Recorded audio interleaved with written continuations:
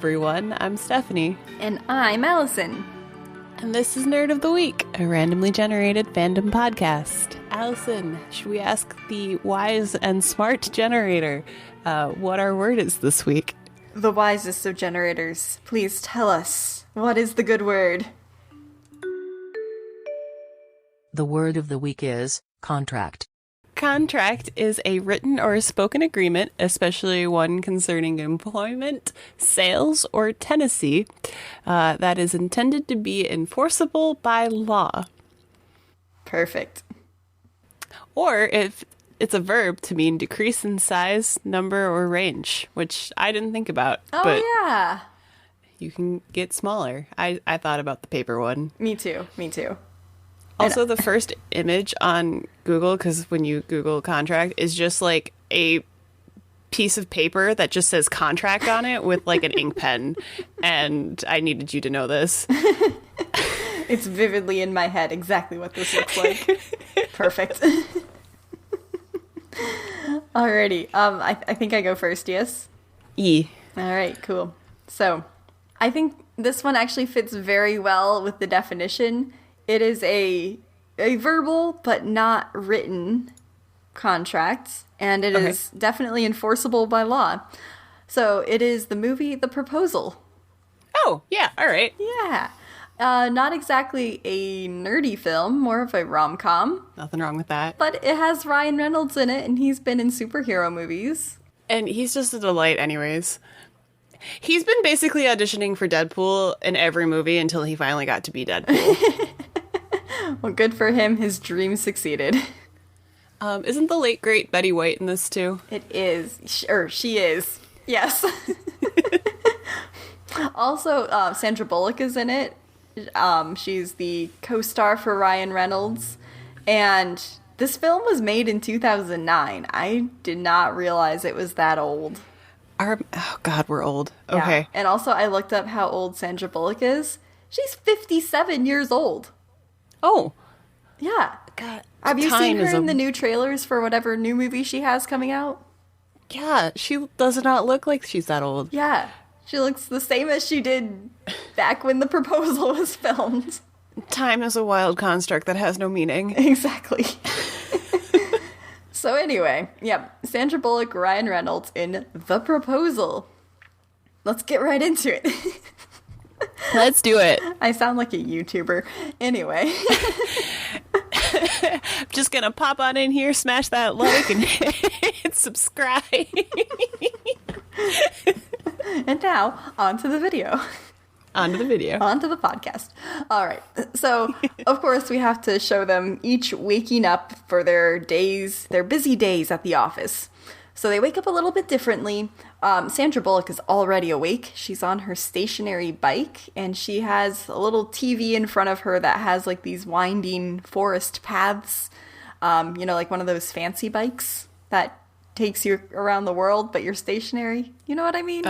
The Pembleton, something. Yeah, yes. Yeah. Whatever that's called. Those fancy ones, yeah. So she's like riding through a mountain trail, but in her fancy penthouse apartment in Times Square or something like that. And she's also reading some huge document and seems really enthralled in it. She then goes and gets ready and has a nice breakfast and just very chill, very put together in her fancy apartment. And then we cut to Mr. Ryan Reynolds, who is playing Drew. Oh, I forgot to tell you Sandra Bullock's name. She is Margaret Tate, which, shout out to my mom. Sorry, I'm going to be saying Margaret a lot. That's my mom's name. So I'm not talking to you, I promise. So anyway, Ryan Reynolds, his character is Drew. And it's not a gross apartment, but it's you can tell a little more frugal. It turns out that his electricity had gone out, and so his alarm didn't go off on time. But luckily, he still woke up with enough time to get to the office before he's late. But he has to rush everywhere. He doesn't get to have breakfast. So he's in charge of picking up coffees every morning. So he goes to the local Starbucks, and it's very obvious branding. I'm sure they got some money for that. Product placement. Exactly. And the barista, there's a huge line, and the barista says, "Hey, Drew, I already have your order ready." So he gets to cut the line and just get his order. He's like, "You're seriously a lifesaver." And she, like, smiles after him, like, "Oh, he could be my boyfriend." Like, you kind of get that vibe. That's what they're trying to set up there. Mm-hmm. She is not important for the rest of the story, though, by the way. Oh, rip. Yeah. So anyway, then you see him, like, rushing to the office. There's, like, a few close calls where you think he might spill the coffee, but he does not, which is great. And he gets to the office, and as soon as he goes in, someone with, like, a little mail cart runs into him, and he spills one of the coffees all over his shirt. No. Yeah, I know. It's terrible. He rushes up to another one of his coworkers, and he says, "Hey, you gotta switch shirts with me. I spilled coffee." And I don't know why it's so important that he can't have coffee stains on his shirt, but yet this other poor guy can. What a wild request. I know. Hey, I messed up my shirt. Give me yours. Exactly. But apparently the guy doesn't care. They end up switching clothes. So you see him, like, tying up his tie just in the nick of time as Margaret Tate walks into the office. There's a group message that goes out to all of the office workers, and they say, "It's here." Oh, no. Yes. So you see everyone, like, kind of rushing around. They're, like, putting away any distractions that were not work-related, and, like, any conversations, like, stop, and she just, like, haughtily walks through and goes into her private office. And Drew follows after her with the now single cup of coffee and hands it all over to her. And she, like, says, "Here, you have to do this, this, and this for me. Make sure you call this guy, blah, blah, blah." He turns out to be her personal assistant. Okay. As he's about to leave, she, like, looks at her coffee cup and says, "Why does this say, Jillian, call me?" And he says, "Because that was originally my cup." And she says, "So why am I drinking your coffee?" He goes, "Well, because yours spilled." So she takes a sip of it, and she's like, "So you also drink cinnamon soy milk lattes?" And he says, "Yeah, of course I do. It tastes like Christmas in a cup. I wouldn't possibly drink the same thing just in case yours spilled, and so then I'd have an extra. Not at all." That would be pathetic. And she just, like, kind of, like, coldly looks at him and, like, turns back to whatever she was doing. So he goes on out. You know, just kind of normal day at the office sort of things happen. Eventually, they have to go over to another guy's office, both Drew and Margaret, and it turns out to be another editor. They actually work at a book publisher, and Margaret is, like, the head editor at the whole place. And she talks to this guy. She's like, "Why didn't you get this guy book writer up for an interview?" And apparently the guy they're talking about is just, like, notoriously difficult to deal with, but Margaret does it all the time. And he says, "Well, I don't know, he had told me in the past he never wants to do an interview." And Margaret's like, "You didn't call him, did you? I just got off the phone with him, and he said he's down for it." And so she fires this guy on the spot. And then this guy, like, comes after her, and he, like, thinks he's gonna make a big stand. And he's like, "You can't fire me. I have more experience here than you do. And you want to know what? You're a monster, and you're gonna die alone." And she, like, doesn't even bat an eye at this. She's like, she has some sort of comeback of, like, you know, I can tell everybody that you are cheating on your wife and you spend more time playing games than actually working on your editing. You know, things like that. Just things like she has some dirt on him, essentially, so he better go quietly. And that shuts him up. And then, you know, the rest of the workday kind of goes on.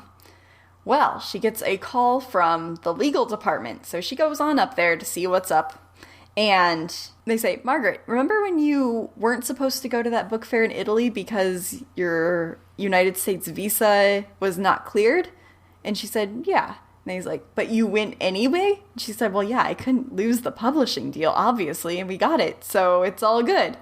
And they're like, "We just got off the phone with the immigration office, and it's not all good. Your visa was not extended, and you're being deported."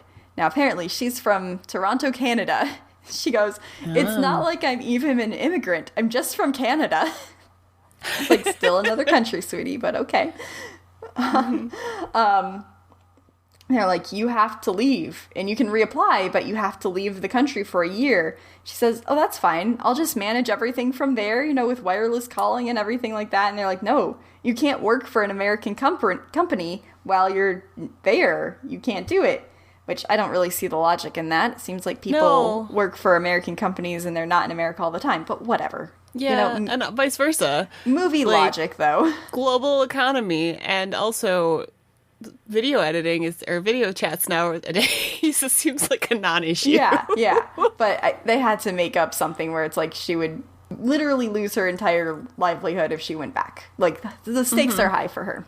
Okay. So, she's just kind of here in this moment, hearing this terrible news, and suddenly Drew, pokes his head in, and he's like, I know you're busy, I see that you're having a private meeting, but I just wanted to let you know that this writer's on the phone, and I told her that you can't speak right now, that you're doing something, that you're previously engaged. And when he says the word engaged, she light bulbs go off, and she motions him to come in, and kind of puts her arm awkwardly around him and is like, well, gentlemen, I have something important to tell you that might change all of this. Me and Drew are getting married. And luckily Drew is I guess smart enough to somehow play along with this. And anyway, so the deportation officer, or the lawyer, says, all right, you got to get yourself down to the immigration office and, send in XYZ form to make this legal. She says, we will do that right away. So anyway, they go back to her office, and she just goes back to work, and he's standing there what is this? I don't know what's going on. What? And she's like, I'm about to be deported, and so you must marry me. And he says, no, I'm not going to marry you. Obviously he's not going to. Like a reasonable person. Yeah. And she says, you know what? You are going to marry me, because if you don't, then your entire life's work of wanting to touch people's hearts with the written word are going to be smashed. And your manuscript that you're trying to get published is never going to be published, and you'll lose your job.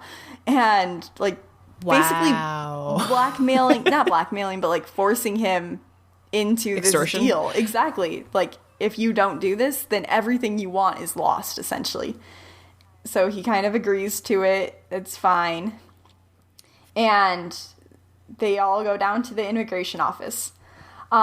Something that I missed earlier, at some point there was going to be some weekend thing that they would have to do. They had to get something edited over the weekend. And he's like, I was going to go see my family. She's like, you're not anymore. And so quickly they cut to him on the phone being like, I'm sorry, Mom, I can't come up for Grandma's 90th birthday. I have to stay with work.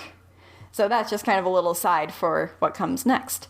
They're at the immigration office, as she gives them her name. Apparently her name is flagged in the system. They immediately take her to a private room. Oh, jeez. Okay. Thank you so much for seeing us on such short notice. She's playing it off she's so powerful, she's able to get all of this done immediately kind of thing.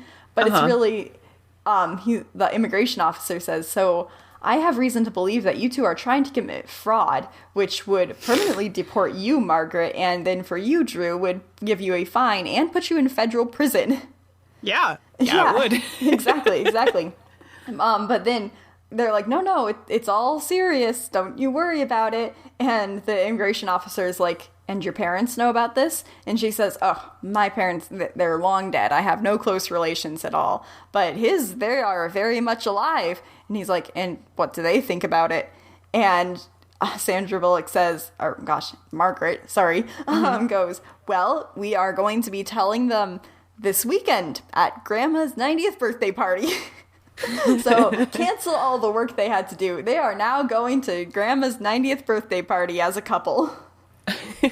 And so the immigration officer says, all right, you go to Alaska for the weekend. Alaska is where Drew is from. And then you better be back in this office on Monday morning, because you're going to have private interviews and you have to answer all these questions about each other. And if they are not 100% correct, then you're going to be deported and you're going to go to federal prison. It's wild that the deportation officer is super cool with them just getting on a plane and going to Alaska. Right? Right? So anyway, he lets them go and they go on to Alaska. On the plane, they're going over all the questions. I don't know why they give them the questions ahead of time. Right? That here's seems a study strange. guide. Here's the things we're going to ask you so that you can commit fraud. Exactly. So anyway, they're talking on the plane, And Drew is saying, all right, it says here, do you have any scars or tattoos? And I know that you have a tattoo because you were going to make a laser removal appointment, but then the secretary called and said that you'd canceled it. So I know you still have it. So where is it? She says, I'm not telling you. Next question. And so that's just kind of like a mystery thing that's up in the air. And it's like these obvious questions that they would have to know about each other. And she's just like playing it off like, oh, it's not really going to matter. And then they say something about like, don't even worry about it. You know, we'll get married for like a month to make it seem real and then just get a quick divorce and you'll be done with me and it'll be fine. Uh-huh. Like fraud. Yeah, exactly. So anyway, then they get to Juneau, Alaska. They were on their nice first class flight and everything. And she's like, I thought we were going to Sitka, Alaska. And Drew says, we are. And she says, well, how are we going to get to Sitka? Just the way she says it, like she just has such distaste in her voice about it. Mm-hmm. And then they get on like this little puddle jumper plane. It's like they're squished into like two tiny seats and like it's bouncing all around. You know the kind of planes. Yeah, it's basically the plane that I used to get up where I live. Exactly. So then they touch on down, you know, they get off on the tarmac and walk up to the tiny little one-room airport. It really is like where you live. Yep, exactly. I'm familiar with the situation. Yeah. The grandma and the mom are there to meet Drew, and he's like, where's Dad? And they're like, working as usual, you know. But where's your girl? And then she, like, comes down the plane, not pleased with any of this right now. And Grandma's like, well, I guess we can't really call her a girl, because she's, like, woman would be a better term for her, I suppose. Mm-hmm. She's all, like, fancy business lady kind of dressed up. Hashtag girl boss. Yeah, exactly. And so when they're introduced, she's like, now do you go by Margaret or Satan's mistress? Because we've heard both. Obviously, Drew always tells his parents, like, I hate my job, my boss is terrible, blah, blah, blah. She's like, I'm joking, I'm just joking. Come on, dear, let's go home. So they're going through the town, and she's noticing that Drew's last name of Paxton is, like, on all of these storefronts. Like, there's the Paxton Family Store and the Paxton Library and everything like that. And she's like, you didn't tell me about all the family businesses. And he's like, well, you didn't ever ask. Uh-huh. She's all self-centered. And then they get on a boat because their house is not actually in town. It's out on a private island. And as they, of course it is. Of course. She's like, I'm not getting on the boat. I don't know how to swim. And he's like, hence the boat. So they round around this corner into the island, and it's this huge house. And she's like, who are you people? Why didn't you tell me you're rich? He's like, I'm not rich. My parents are rich. Uh-huh. And so it's like this whole thing. When they get to the house, they realize that they've had kind of a coming home party arranged for Drew because he hasn't been home for 3 years because of all the work he's been doing in New York. And while they're there, they're like, this would be, I guess, the best time for us to tell everybody that we are engaged. He meets up briefly with his dad, who we get the impression does not approve of him gallivanting off in New York, basically reading books for a living. He wants him to come home and, like, inherit the family business and everything like that. So we get the feeling that they're not on the best of terms. But then he's like, well, I'm sorry, but I'm marrying this girl and I will be in New York. So then they make the announcement and everyone's like, you have to tell us the proposal story. So they both kind of, like, improvise with each other, and they're trying to make each of themselves sound like the better of the two of the couple. Uh-huh. It's hard to explain, but kind of like they're trying to make it sound like the other one is really pathetic and they're the strong one in the relationship. Yes, very healthy way to start a marriage. Exactly. And then everyone's like, all right, now you have to kiss. And so he does, like, a quick little kiss on her hand, and they're like, no, a real kiss. And so then they, like, have a real lip kiss. And it's, like, a little too long for people who don't like each other. And you kind of, like, see something change in their body language. You're like, oh, maybe they do like each other. But, you know, they pull away and they're like, ugh, right. Kind of at each other. You know, classic, that was terrible, the worst thing I've done, rah. How dare you kiss me? Exactly. And then also at this party, we meet Drew's ex, Gertrude, who was his high school sweetheart. They also dated all through college. And then apparently he actually proposed to her, but wanted to run away to New York with her. And she said no. She wanted to stay in Sitka. She's like, it's my home. I was scared to leave. That kind of comes up a little bit later, but important to tell now. After the party ends, they are taken to their bedroom, their shared bedroom, and Margaret's like, but where will Drew be sleeping? And the mom's like, oh, we're under no impressions that you guys aren't sleeping in the same bed already. And then the grandma brings out this blanket, and she's like, this is the traditional family blanket. We call it the baby maker. And Margaret just makes this terrible face at it. So Drew said... I would too. too. Yeah. So Drew sets up like a little bed for himself on the ground, and Margaret gets the entire bed for herself.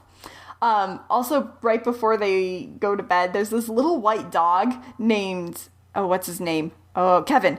There's this little white dog named Kevin who they just adopted, and she is so scared of this little dog, but he's like a little Pomeranian. Like, he's not going to do anything. Exactly. He's so cute.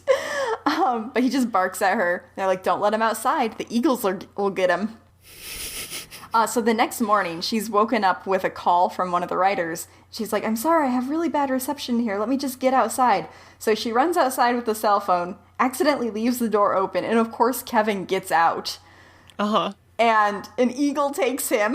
It's terrible. No. And she's like, no, they were right, the eagle's here. And she throws the phone at the eagle. And the eagle drops Kevin, but then takes her phone. And she's like out there holding the dog up. She's like, come back, take the dog. I need the phone. And then the grandma and mom are just watching from the window. And it kind of looks like she's just playing with Kevin, like kind of holding him up in the air. And like, oh, you're such a cute dog. And they're like, oh, we really thought she didn't like Kevin. But turns out they're just best friends. And then Drew goes out and's like, we'll get you a new phone. Don't worry. Just come inside. Grandma and mom are going to take you to the city for the day. So they're going back to Sitka. They go to see the island's only exotic dancer as kind of her bachelorette party. And it's terrible. Like, he is not an attractive man at all. Oh. And she's just like so disgusted by the entire situation.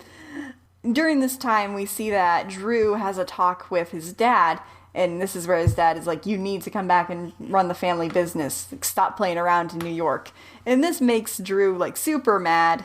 He starts hollowing out this old canoe that he'd been working on apparently for years, and every time he was, like, mad about something, he'd go work on hollowing out this canoe from, a tree stump or whatnot. As you do. As you do. They all come back from town, and they're like, what's he doing? And Grandma's like, best leave him alone when he's like this. So they go on in. His mom starts, like, reprimanding his dad, like, what'd you do to him? You can't estrange him like that, because then we're never going to be able to see our grandchildren. We're going to be stuck in this big house all by ourselves. And Margaret just kind of, like, excuses herself, like, I'm tired, I'm going to go take a shower. And they're like, oh, good night, dear, good night. So she goes and takes a shower. Eventually, Drew comes in, and he's, like, still listening to his music in his earbuds, but he's all gross and sweaty. We cut back to Margaret in the bathroom. She has forgotten to take a towel with her, and the linen closet is, like, across the room. Mm-hmm. And for whatever reason, she has no clothes in the bathroom or something. Yeah. So she's, like, trying to get out, but then Kevin, the dog, comes in and starts terrorizing her again. They keep, like, just missing each other around corners, kind of. And all this time, Drew is also, like, stripping off his clothes because he's all gross and sweaty and wants to take a shower, too. And then, like, eventually, Kevin gets, like, flung into the bathroom on a rug. So he's not hurt, luckily. He's not hurt. He just is, like, spun around really quick. So she's able to get past, and she goes dashing out. And then they both run into each other completely naked. And she's like, why are you naked? He's like, why are you wet? They're just, like, screaming. He's like, I don't understand. And she gets her towel and runs back into the bathroom. Then later that night, like, she's back up on the bed and he's back down on his little, like, mattress thing on the ground. And he claims that he didn't see anything, yet still comments on, I know that you have a bird tattoo now. Didn't see anything. Right. then she just kind of like spills some not hot goss, but just like some things about her from her childhood. Like, I used to take jazz lessons and this was my first concert that I went to. Just like a few random things that they might be asked in the interview. Mm-hmm. And he's like, okay, thanks. Thanks for telling me. Then the next morning, Mom comes to the door and she's like, I hope you all are decent. I had breakfast in bed. And she's made like a whole plate of cinnamon rolls for them. And like he was on the ground, so they like awkwardly like hustle into the bed together and like look like they were snuggling and cuddling. But like you can tell they're just like so awkward. They don't know where to put their hands. And, like he eventually like weirdly has his elbow like on her shoulder and like his hand like on her head. It's weird or something like that. And then the grandma and the mom, they come in, they're like, we had a great idea because Grandma really wants to be a part of your wedding. So what if you got married tomorrow in the barn? And she's like, Margaret's like, oh, yeah, I've always wanted to be married in a barn. And Drew's like, yeah, it's family tradition. I've always wanted to carry that on and be married in the barn. And Grandma's like, oh, it was meant to be. We must thank the universe for this. And she like rushes out of the room all happy. And then Mom starts crying. She's like, I'm just so happy that you're going to be here and include the entire family in the wedding. And so then they like kind of sit there after everyone leaves and they're like, oh my gosh, how is this happening? I don't know. And like they are kind of having a little talk like, are we going to go through with this? Yeah, we're going to go through with it. Okay. Margaret decides that she wants to go out and get some air. So she goes out and finds this old bike, which, yeah, biking right up her alley. So she's going, like, through the path that was on her screen at the beginning, basically. Except it's a lot bumpier and rougher than she imagined it would be. Mm-hmm. She, like, kind of comes down into, like, this little clearing ditch, and she hears these drum beats. And she, like, goes into the woods a little bit.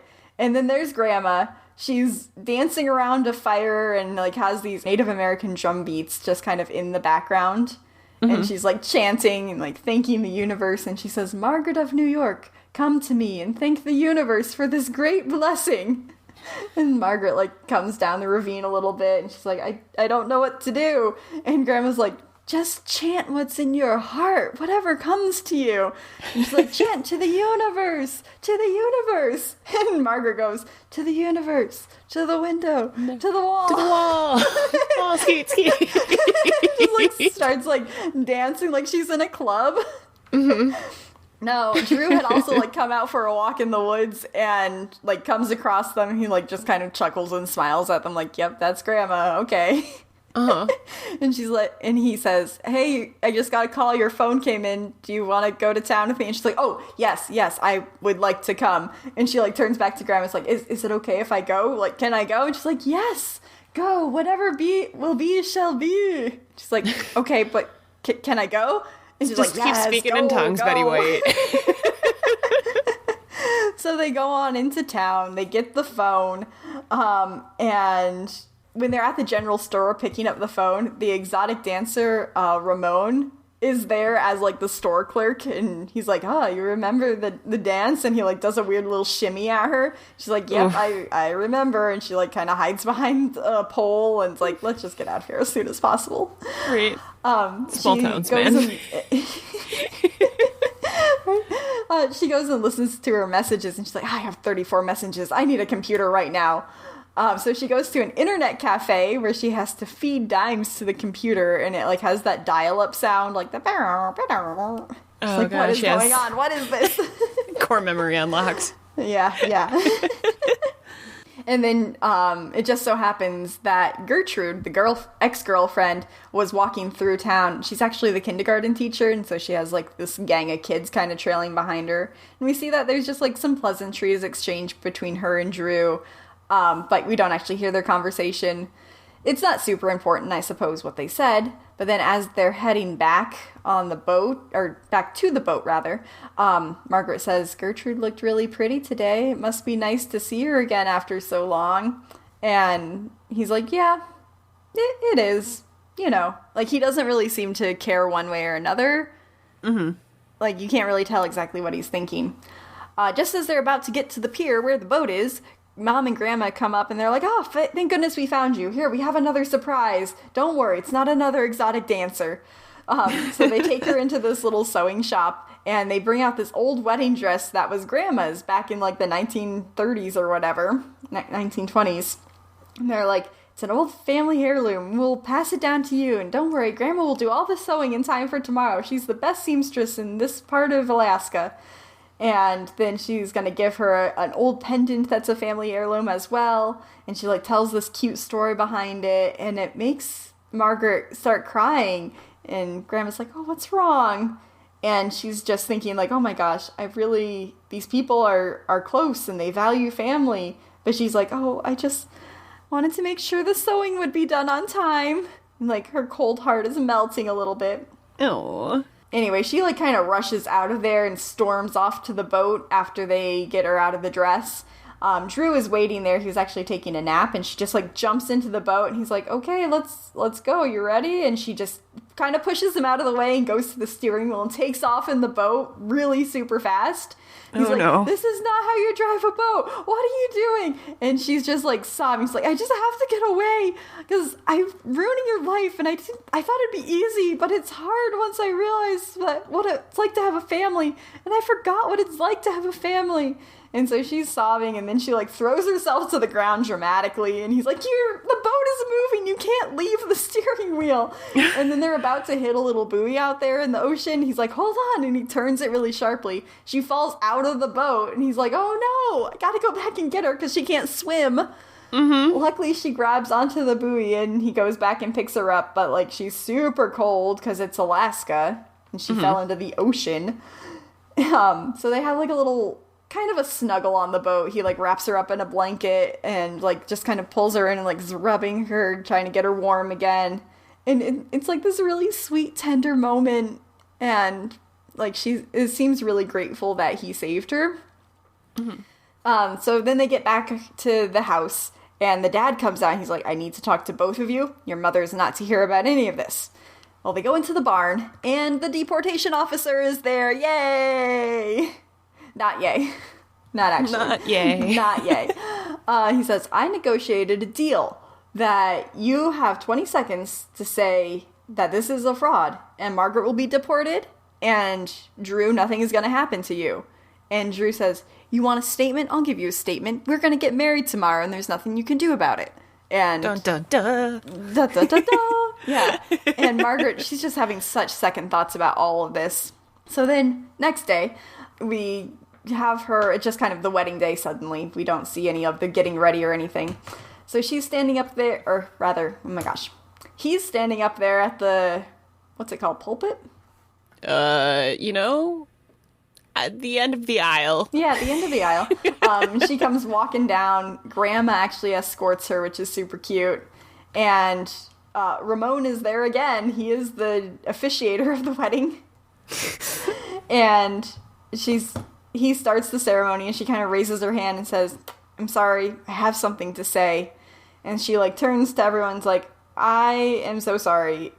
I was setting this entire family up just for my own selfish gains, and I am sorry, and I will be deported to Canada, but I'm not going to jeopardize any of your happinesses for this. And then the deportation officer's like, all right, well, now that you're going voluntarily, this all gets very civilized. And so she's already, like, on a plane going back to wherever she comes from.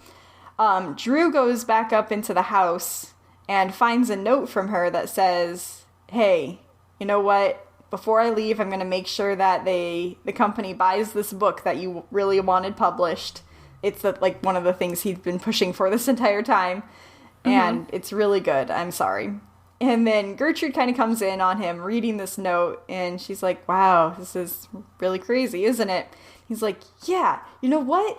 I'm so mad at her. So all these years she's treated me like garbage, and now she just leaves this note like everything's gonna be better, and she left me on my wedding day. Like, he's really upset about it, and Gertrude is like, so are you gonna go after her?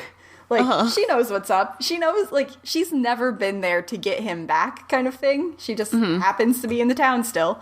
Yeah. And he's like, I live here. Oh, yeah, you know, I guess I should go. So he goes on back to the ceremony. He's planning to tell people, like, I'm going to go get her back. And the dad is like, how could you do such a thing? You're terrible. And he's like, I'm sorry. But I actually love her. And so I'm not terrible. And they start yelling at each other. And Grandma's like, boys, you have to stop. And they're not stopping. And so she's like, oh no, I think I'm having a heart attack. And it looks like the end for Granny. So they call the medic plane. And they come pick her up. And they all get in the plane to go with her to the hospital. And she, like, after they're up in the air, she takes off the little oxygen mask and she's like, you boys have to stop fighting. You're never going to see eye to eye, but you have to promise that you'll try and get along and try and be more part of the family. And they're like, okay, Granny, we will. We're so sorry. And she's like, all right, now that we've said that, the spirits can take me. And so she, like, puts the mask back on, closes her eyes, and kind of, like, looks like she might be dead. And they're like, Granny? She's like, oh, I guess it wasn't my time. The spirits didn't take me. And she takes the mask, like, all the way off and, like, sits up. She's like, I'm actually feeling much better. Let's not go to the hospital. Let's go to the airport instead. It's fine. The driver's like, I'm not authorized to go to the airport. And she said, do you want me to call your mother? It's like, oh, okay, here we go. So they go to the airport right as Margaret's plane is about to leave. Drew calls up to his buddy in air traffic control and is like, hey, stop that plane. And he's like, oh, sorry, bro, there's nothing I can do. And so the plane leaves. And we cut over to Grandma and Mom and Dad. And Grandma's like, oh, he didn't get to tell her. And Dad's like, tell her what? And she says, that he loved her. And he says, but he didn't love her. And she's like, it was obvious. Of course she did. And she's like, she wouldn't have left if she didn't care for him. Like, they could tell. And the Dad's like, am I the only one who's not getting this? So anyway, then we cut to the next day. She's in the office just, like, cleaning everything up. No one in the company is helping her because they're all still scared of her. Mm-hmm. And then as she's, like, ordering someone, like, can you please get these boxes sent to Toronto for me? And they're like, oh, okay, Margaret, fine. Then Drew walks in and he's like, Margaret, you need to stop talking and just listen to me for a second. And he says, you know what? I originally hated you. And then we had this weekend up in Alaska. And things happened. And I realized now, looking back, it was when we first kissed.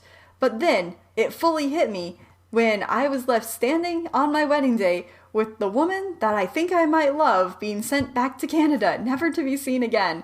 So, Margaret, will you marry me so I can date you? And she's like, yes, of course I will. And it's this sweet thing. They're hopefully going to live happily ever after. They go back to the deportation officer, and he's like, so it's actually real this time? You better believe I'm going to drill you on all sorts of questions. And then, like, the ending credit scene is, like, a montage of them and their family all being in, like, different private interviews, asking questions. And they're getting, like, everything wrong. But you get the impression that it's all gonna be fine. And there was one of the little scenes where Drew was like, you want me to tell you this? And the officer's like, you swore an oath when you came into this room. And he says, no, I didn't. And the officer's like, oh, all right, Katie was supposed to do that when you came in. He's like, who's Katie? And he's like, that girl behind you, don't look around. And he's like, there's no one there. No one gave him an oath at all. Sus. Exactly. And then, like, she doesn't know what his favorite color is. And the officer's like, it's white. It's white. And she's like, who likes white? Whose favorite color is white? Like, she just can't understand it. It's so funny. And that's the end of the movie. Hooray. Yeah. I forgot how much, like, wild circumstance was in this movie. Yeah. I mean, classic rom-com to be just, like, crazy, hypothetical. Would never actually happen. But I thought it went well with Contract. At one point, she even says, like, this was a business deal and you held up your end of it, but now the contract is off because I am leaving for Canada. Alrighty, so I've got some questions.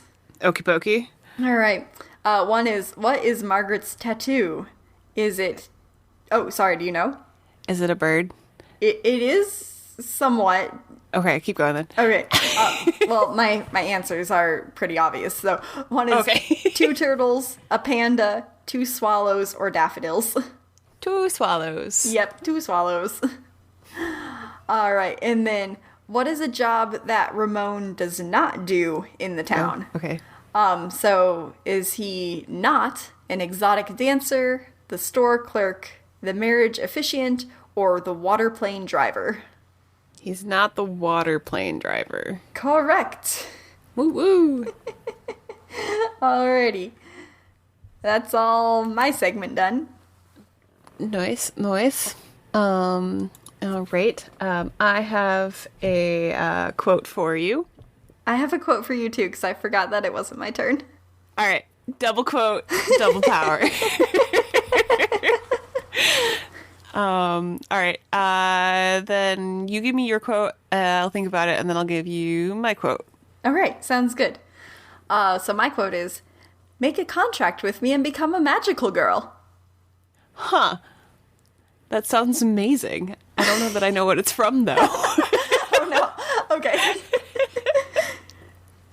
All right. Mine is Luca Brasi held a gun to his head, and my father assured him that either his brain or his signature would be on the contract. Oh gosh. Well, I don't know what that's from. We'll get to the answers after I chat about my word for contract. Yes, and please tell. if you think you know the quotes, feel free to tweet at us at Nerd of the Week or hashtag Nerd of the Week podcast or NOTWP. We also have a Facebook page now that's also at Nerd of the Week. And you can tell us what you talk about for contract and tell us what you thought of the podcast. Yeah. Where else can you find us? I think that's it. I think we're on Facebook and Twitter and anywhere you can get podcasty things. And eventually we'll get a YouTube channel once I figure out how to do that. I've been making TikToks on my TikTok account, which is at Vampire Sheep, spelled with 3s in sheep instead of E's. Please. It's vampire and then SH33P. Oh, okay. But also you can find via the hashtag Nerd of the Week. All right, hit me with your thing. All right, so surprising very few people who know me, I'm talking about The Little Mermaid. Oh my gosh, I totally thought of The Little Mermaid for this one. Uh-huh. So, oh my gosh, it could have been the one that we did the same thing. Oh. I was a little worried because I was like, Ursula, contract, done, got it, locked and loaded. Oh, perfect. All right, so The Little Mermaid is a Disney classic movie made in 1989, and it was animated. Yeah.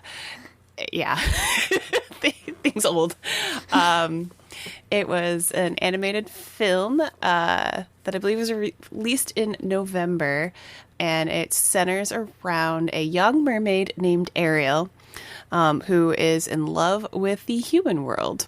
And she falls in love with a prince, and her father is, of course, King Triton, who is like, you cannot fall in love with the humans because they're terrible, and they eat us because they go fishing, and fishing is terrible.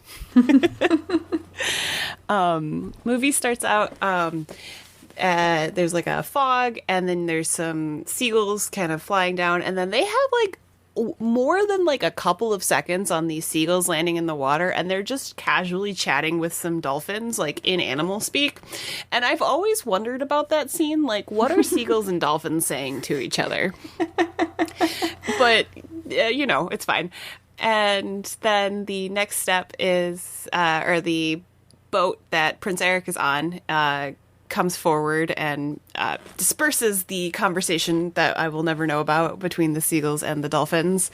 And the sailors are singing about the legendary merfolk, and Prince Eric and his advisor Grimsby and his dog Max, who is a Old English sheepdog who I love dearly. One of the greatest Disney dogs. He's the so best fluffy. Disney dog. He's so fluffy, and he can't see, and I love him. And he's got better sea legs than I will ever have. They start talking about mermaids and the merfolk and things. They don't mention all the like the sirens and things like that because this is a kids movie, but we hear a little bit of like how merfolk are at the bottom of the sea and they all exist there. And the guy giving us this exposition takes one of the fish that they caught and starts like beating Grimsby with it. And then he's like, you don't understand. There are merfolk. They're real. And then he like, lets the fish go and the fish goes like flying off into the water. And then we see the fish drop. And when he gets into the water, he like takes this like big sigh of relief because he's not going to be food, and then goes and swims away back to wherever he's going to go. And we follow this fish for the opening credits until we get our first like glance of like a merfolk swimming across the scene, which is always really cool. It's like this beautiful like ocean floor. And then, oh, hey, the crazy sailor guy that was beating people with fish on the top of the surface was actually right. There are merfolk. And then we kind of pan to the aquatic kingdom, which I don't think they ever give the name, but I know is Atlantica because it can't be Atlantis, so it's close. It's Atlantica. And we see the domain of King Triton, where he's holding a concert that's supposed to be performed in his name, performed by his 7 daughters. And the crab court composer, Sebastian, is about to start this performance for Ariel's debut performance. And Sebastian, side note, its full name is Horatio Felonius Ignatius Crustaceus Sebastian. Crustaceous. And I love it so much. And it's just kind of this one random joke, but it gives me life. How do you know this about his name? Because, I just watched this movie this morning because I love it so much, and then I forgot about it, and then they said his name, and I'm like, I will remember this for the podcast. I didn't remember that they said his name. Okay. Right at the beginning, when they're like, and the court chief composer to King Triton, and then because the little seahorse guy with the big frills around his neck announces him, and it's the one time we get his full name. Okay. I'm briefly remembering this now. Okay. Yeah, because there's all the big seahorses doing like that doo-doo-doo-doo trumpet, and then there's like the itty-bitty seahorse that seems to be the one that actually gets to talk.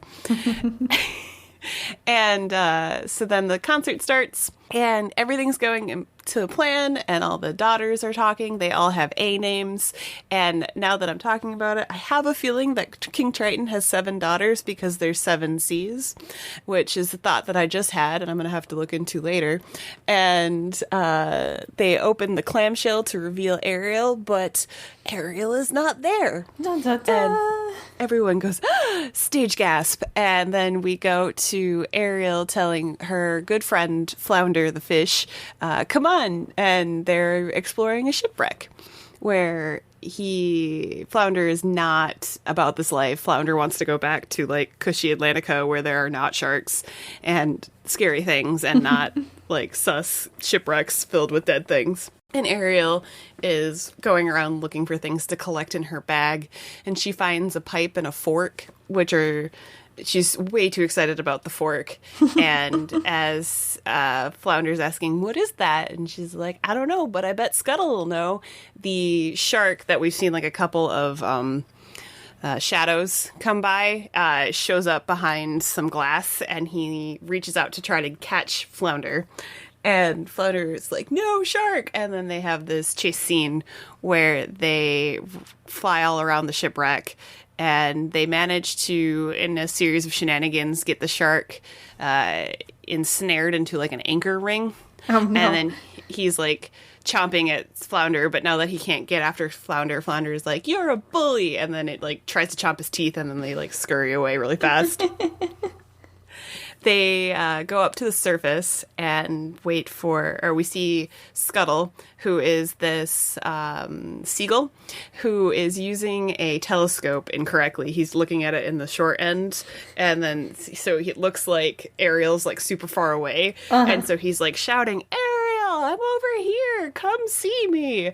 And then he like pulls it down, and Ariel's like right in front of him, and he does not connect that he's using it wrong. He's like, oh, you're a fast swimmer.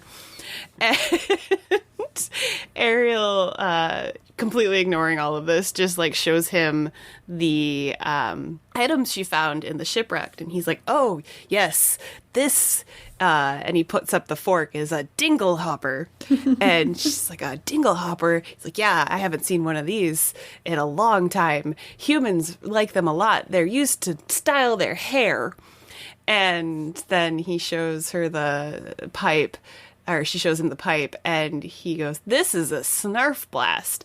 Humans used to stare at each other, and that's all they ever did. And they got really bored, so they made this snarf blast to make music, and you blow in it and it makes some noise. And Ariel, having no idea that none of this is true and Scuttle is talking out of his butt, believes it completely and is just very excited. But then when she hears the word music, she remembers, oh no, I was supposed to be at the concert, that I'm sure she was reminded of a bajillion times and just chose to not go to instead. So she swims home really, really fast, and there's the first shot of the suspicious eels that are the spies for the sea witch Ursula, and she's kind of watching them, and Ursula has like her first bit of monologuing where she's like, I will find a way to undermine King Triton, and you're like, all right, Ursula, what are we gonna do? What are you gonna do to Ariel? But then it's the common like Disney thing where like everything fades to dark, but you can only see like the outline of their eyes, which always bothered me because eyes don't glow. But you know, it's fine. I can suspend my disbelief for the mermaid movie. We go back to the royal palace where Triton and Sebastian are now yelling at Ariel for missing the concert. Flounder tries his best to defend her, but then he mentions that they encountered Scuttle. They talked to the seagull, and King Triton's like, you went up to the surface again? No. And it was like, Flounder, good try, but gotta watch your words, buddy. And he was like, I specifically told you not to go up there because humans are the worst. And Ariel's like, I'm 16. I'm practically an adult. I can do what I want. And then she like swims away crying because Triton won't let her go up to the surface. And she's like, I don't understand why you're mad at me. And Triton then realizes that maybe he's got a little bit of a temper, and he's like, was I too hard on her? And Sebastian was like, absolutely not. In fact, if she were one of my daughters, I would be watching her constantly. To which Triton, in his excellent fathering skills, goes, that's a great idea. Sebastian, I know your job is to be the court composer, but now you get to stare at my daughter all the time and just make sure she doesn't get into trouble. And Sebastian's like, wait, what? Me? Why? No, I don't, that's not my job. And then he like shoos Sebastian along to go follow Ariel to her hidden grotto that she has all of the secret stuff that she has collected from various shipwrecks and things such as that. She is sad, and Flounder's trying to cheer her up, and this is where we get the famous song Part of Your World, where she's singing about how she's got all this neat stuff, but she wants more. Because she's needy and materialistic and honestly mood. I get it. And she wants to know what it's like to have feet and what fire are. And what fire are? What fire are. Why does it burn and what are fire?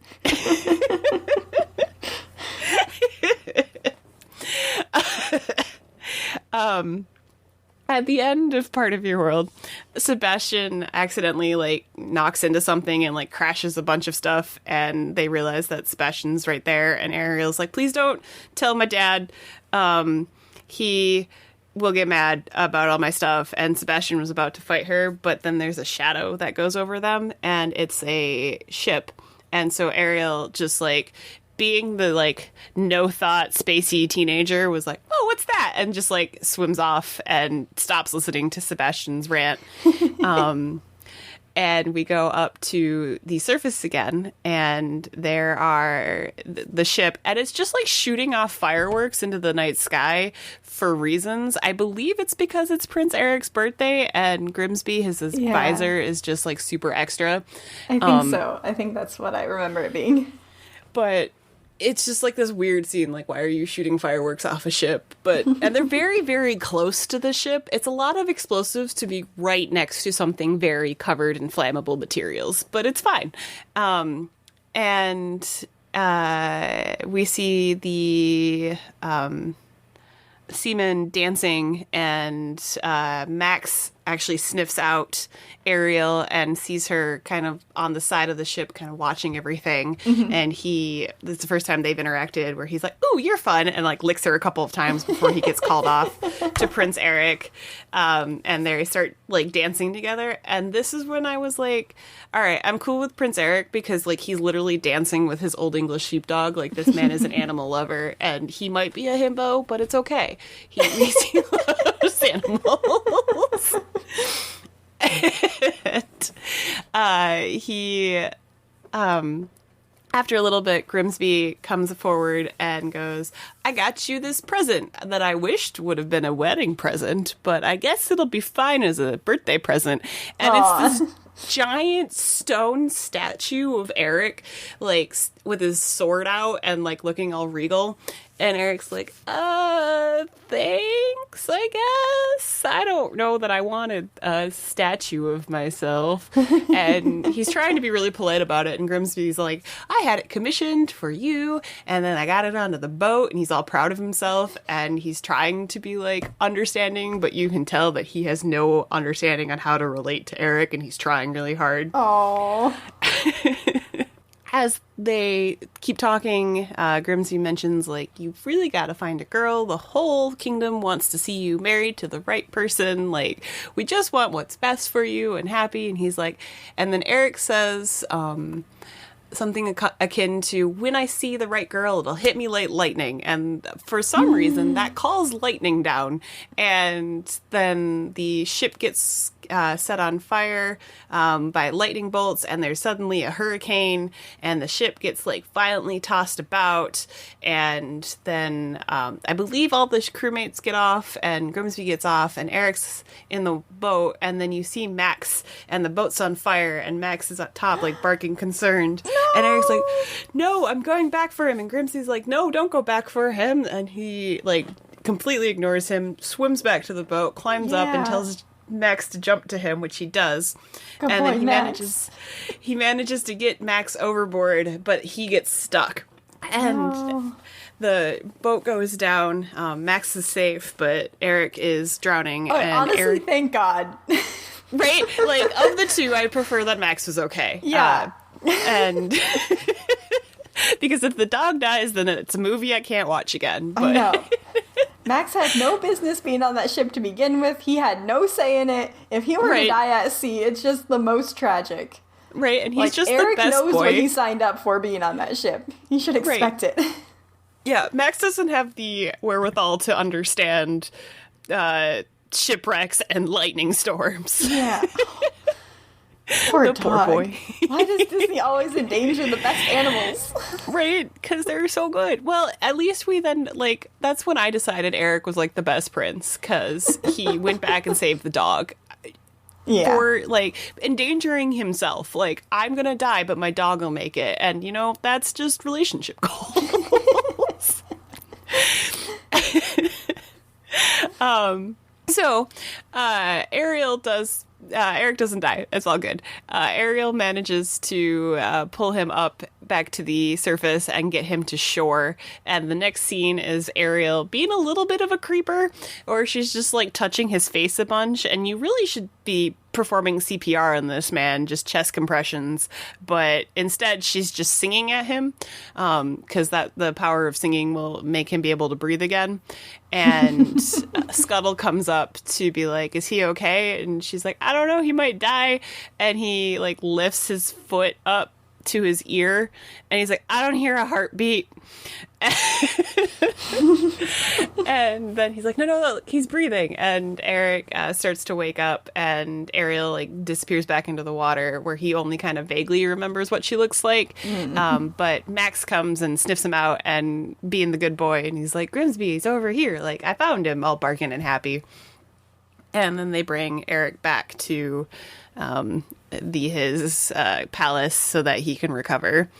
Ariel is watching from a nearby rock, and then she finishes her reprise of Part of Your World, and there's that classic scene with her on the rock, and then the water comes up, and any person who's ever tried to recreate that scene has probably been wrecked by the ocean, because the water never does what you want it to do. Mm-hmm. Yes, I am speaking from personal experience, and it's fine. And the Ariel goes, I think she goes back home with Sebastian and Flounder, and as they're heading back home, we get the second glimpse of Ursula's eels watching Ariel, and Ursula's like, oh god, this is too easy. She wants to be a human? That's like easy magic. I can totally work with this. And she's like, I can definitely undermine King Triton now.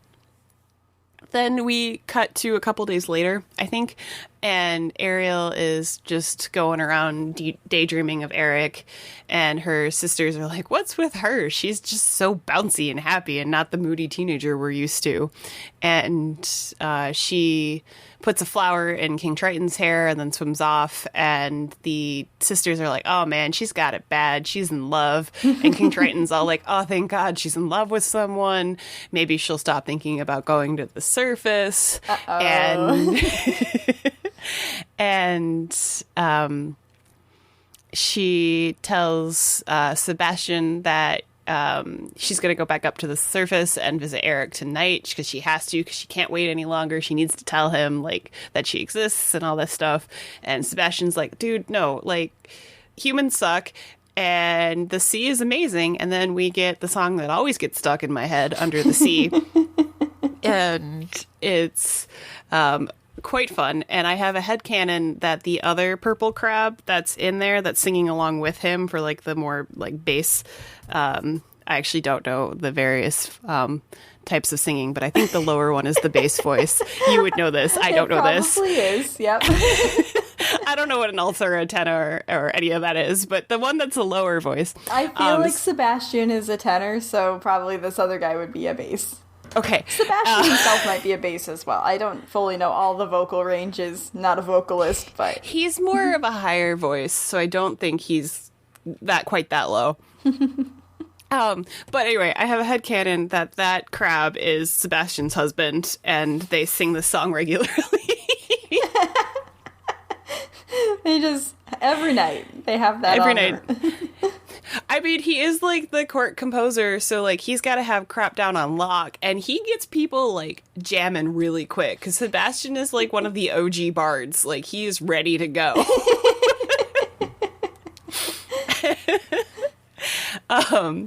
But after his beautiful song, Ariel has slipped away because Flounder is like whispered into her ear, like, hey, I got you a present. And they go back to her grotto where she's got, Flounder managed to move this giant heavy stone statue of Eric into this grotto. I bet he had help. Right? Because like there's no way it fit in there because none of the holes into this grotto were big enough, and two, Flounder is like a small fish, and even with buoyancy this thing is made of like actual stone, but it's fine, he gets it in there, it's fine.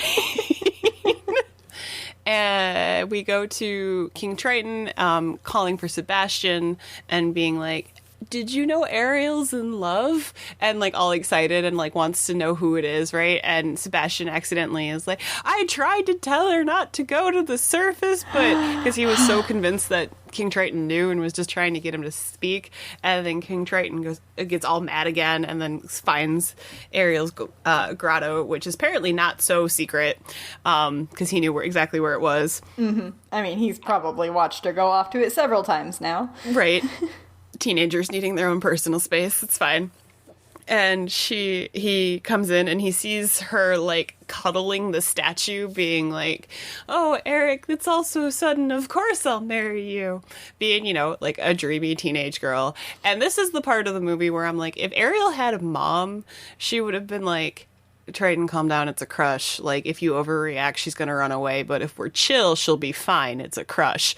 But because there's no mom in the situation, Triton's like, this is ridiculous, and he like beats up all of her stuff and like explodes it with his magic undersea Triton powers. And then Ariel's all sad, and Triton has like a moment where he kind of looks guilty, but like decides he's going to be the stern father and doesn't go over to comfort her, and like pulls Sebastian and Flounder away and then like leaves.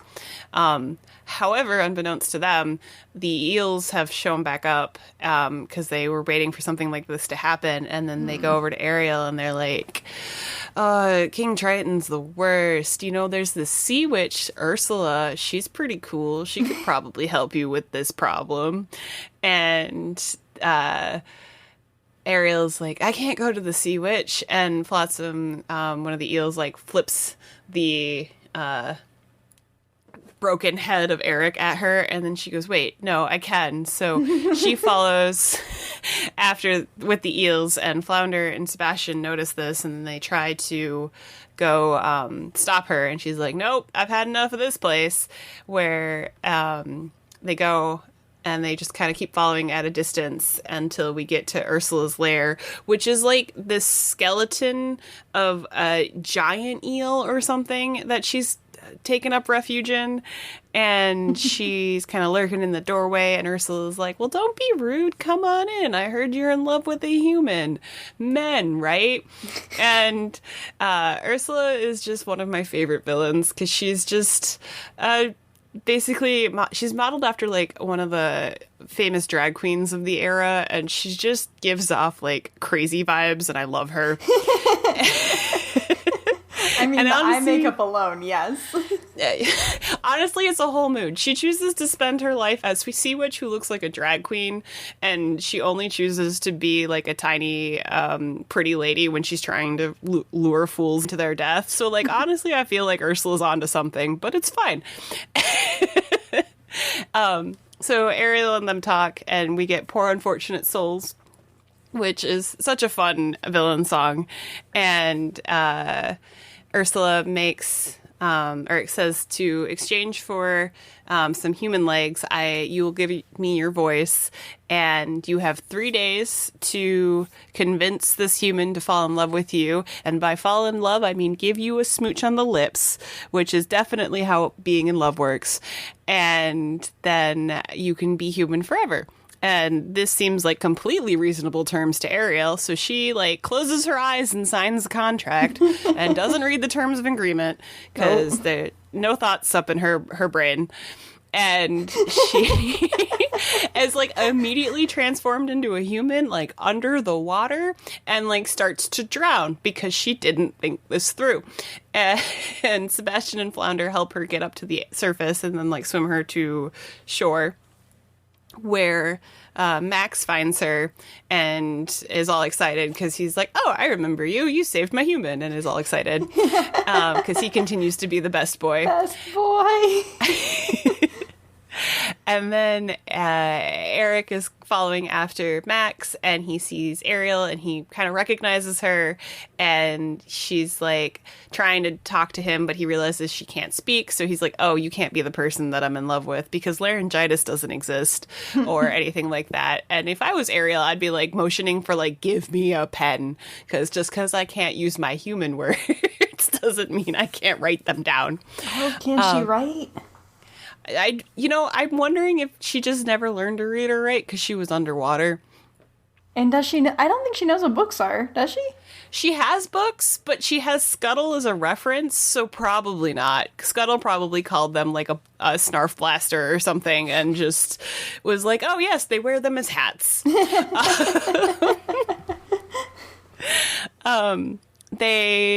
Eric takes Ariel back to the palace, and Grimsby's all excited. He's like, oh yes, a human girl that you're hanging out with and not a mermaid. She's pretty great. And while this is happening, Sebastian is trying not to get murdered by the seafood-obsessed chef, who, in this context of the movie, looks like a crazy person, but he's just a dude who likes cooking. Like, watching it again, I'm like, this guy probably is alone a lot, so he's just singing to himself about his food, and he's just a villain because he's trying to kill Sebastian. But, like, he doesn't know that Sebastian's a sentient creature. Then they have dinner, Ariel has has the dinglehopper fork that she's like, oh, I know what to do with this, and tries to brush her hair. And Eric and Grimsby look at her like, what are you doing? And she just puts it down, and then he pulls out a pipe. Grimsby pulls out a pipe, and then she like gestures for it, and then she blows all the smoke directly into Grimsby's face, and then Eric decides that he actually kind of is enjoying time with her. They next day go on a carriage ride so that Eric can give her a tour of like the kingdom, and she straight up like takes the horses and has them Grand Theft Auto jump over this like gap in the road that like no horse and carriage could definitely jump over, but they make it and it's fine. And then you get this look on Eric's face where he's like, this curl is crazy, but I kind of dig it. And they have like a couple of cute moments together, and then they're in the boat with the Kiss the Girl scene. Or the Kiss the Girl song, and Sebastian's trying to get the mood set. And my favorite bit of this whole thing are the frogs on the oar, where they're just like singing as they like every time the oar goes up. And Eric looks directly at them and does not acknowledge these singing frogs, and that is the biggest travesty of this movie. The eels, right as they're about to kiss and like seal Ariel's dill, the eels knock the boat over, and so then it ruins the mood, and then they don't kiss. And Ursula realizes that Ariel's actually kind of cunning and can probably get this guy to kiss her in the next 2 days, so she decides to transform herself into a beautiful young lady named Vanessa and uses Ariel's voice to hypnotize Eric before he can realize that he's in love with Ariel. And so Eric, being hypnotized, announces that they're going to be him and Ursula, disguised as Vanessa, are going to be wed by sunset. So Ariel's heartbroken, being like, oh no, he's not going to marry me. And she's just sitting, instead of doing anything about it, she just sits on the end of a port and just sits there and cries. Until Scuttle, who is kind of just flying around because he thought that Ariel was the one who was the wedding announcement was for. He's going down to see her, and then he sees Vanessa singing like all excited and proud of herself for her plan going according to plan. In the mirror, the image of Ursula's sea witch shows up, and Scuttle's like, ah, crap, it was Ursula the whole time. So he goes and tells Ariel, and then Ariel's like, I'm gonna swim and stop this whole thing. With my no voice. With my no voice and my lack of ability to swim, because I am no longer a mermaid. So Flounder tries really hard to pull Ariel to the wedding ship, because they're getting married on a ship for some reason.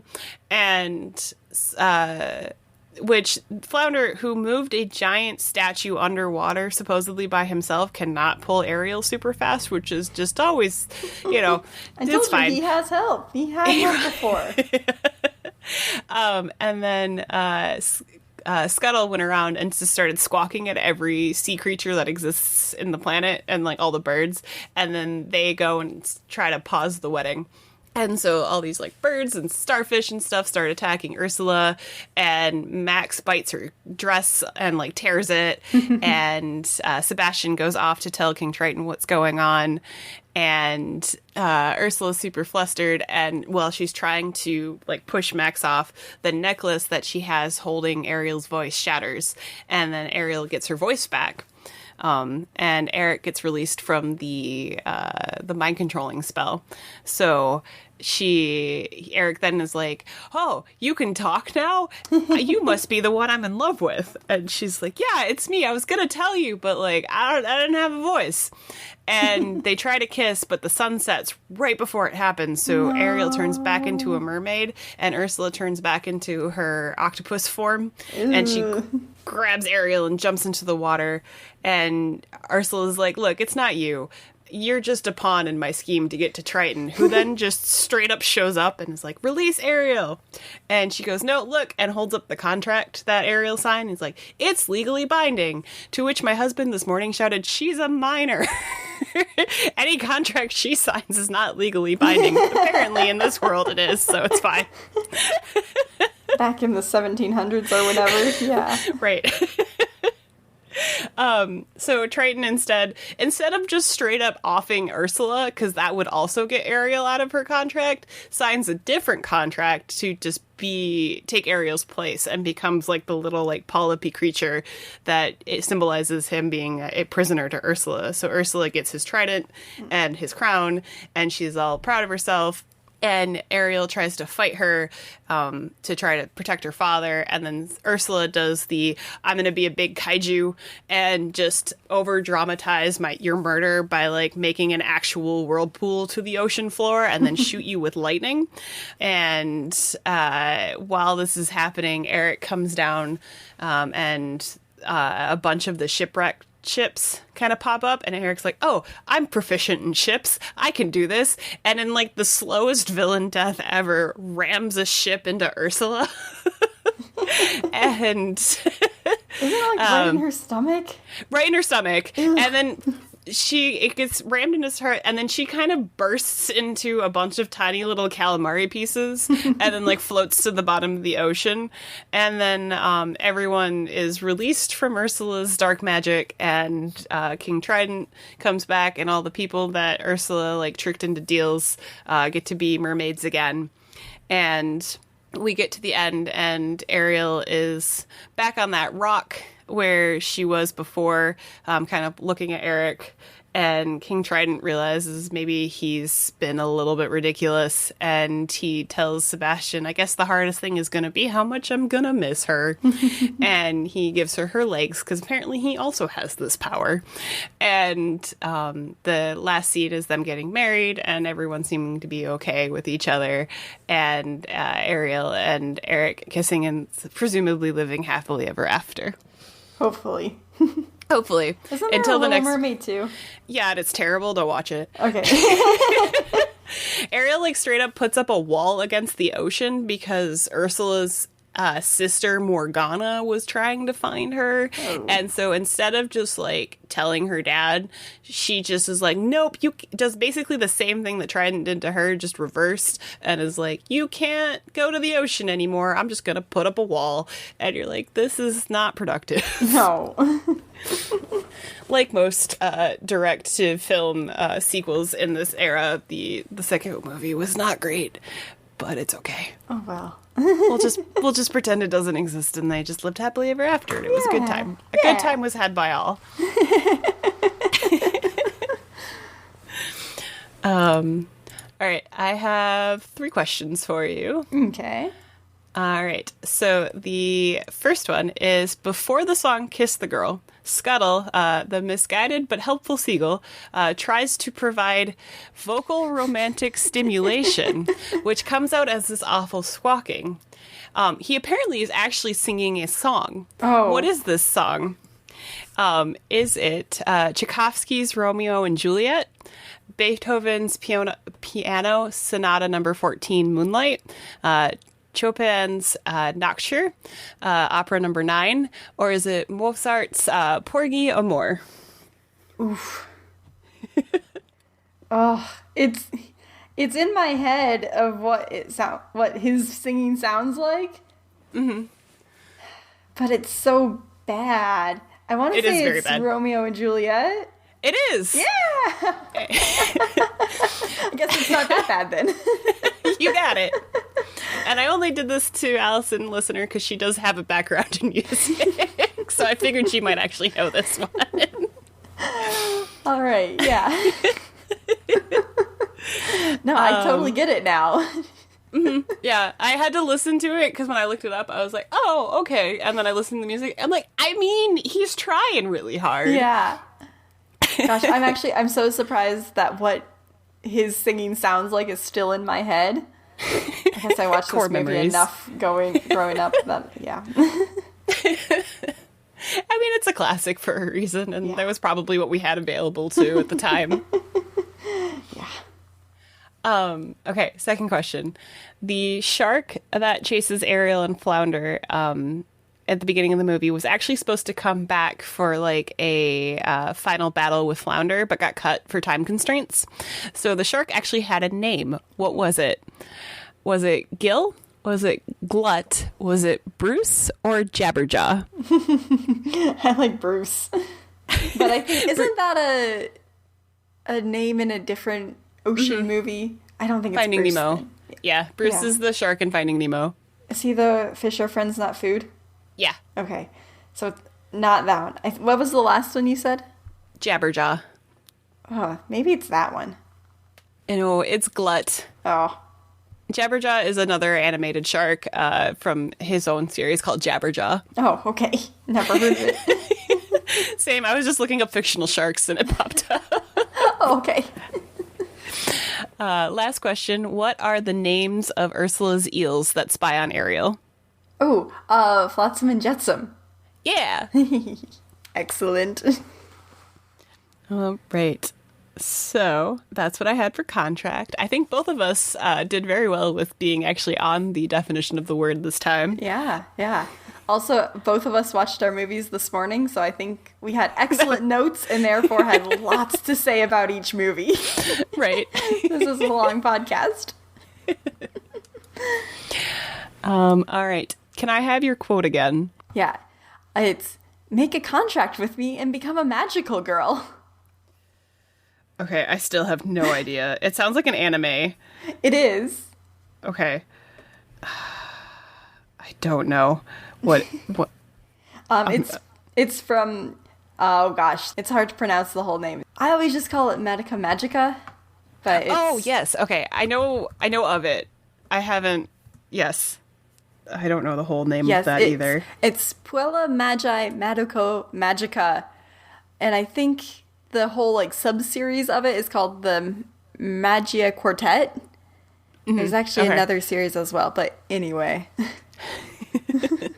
Yeah, and even if your quote again, I will not know where it's from.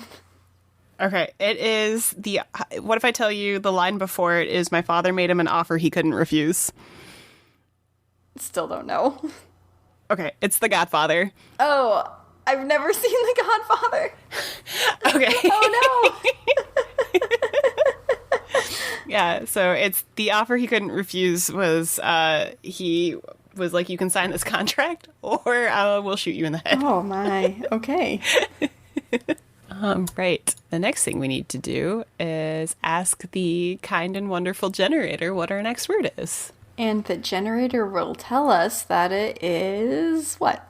The next word is spy. Spy. All right. All right. A lot of things come to mind very quickly for that word. I think I have one. I'm doing the quote next week, yeah? For sure? Yes. Okay. For sure.